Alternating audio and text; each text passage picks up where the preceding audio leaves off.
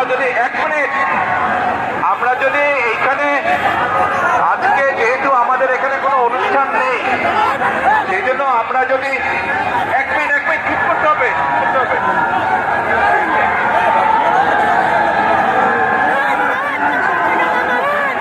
আমরা যদি এখন এই রাস্তাটা বন্ধ করে রাখি তাহলে সাধারণ মানুষের চলাচলের অসুবিধা হবে।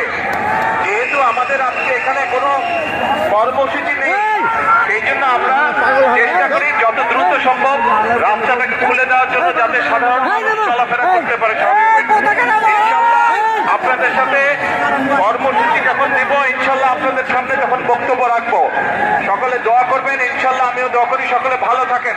আর একটি কথা, আমাদের যার যতটুকু অবস্থান আছে সেখান থেকে আসুন, আমরা আমাদের দেশটাকে নতুন করে গড়ে তোলার চেষ্টা করি। যার পক্ষে যতটুকু সম্ভব আমরা সচেষ্ট হই দেশের জন্য। কোথাও যদি রাস্তায় একটি কাগজ পড়ে থাকে, ময়লা হয়ে থাকে, দরকার হলে সেটাকে আমরা সরিয়ে দিব। এইভাবে ছোট ছোট করে কাজ করার মাধ্যমে আমরা দেশটাকে গড়ে তুলে আসুন। আর এখন আমি সকলকে অনুরোধ করব, দ্রুত আমরা রাস্তাটাকে খালি করে দেই, যাতে সাধারণ মানুষ চলাফেরা করতে পারে। সকলে ভালো থাকবেন ইনশাল্লাহ। আমার জন্য দোয়া করবেন। ইনশাআল্লাহ ভাই। দেশনেত্রী খালেদা জিয়ার সুস্থতার জন্য দোয়া করবেন। আল্লাহ হাফেজ। বাংলাদেশ জিন্দাবাদ।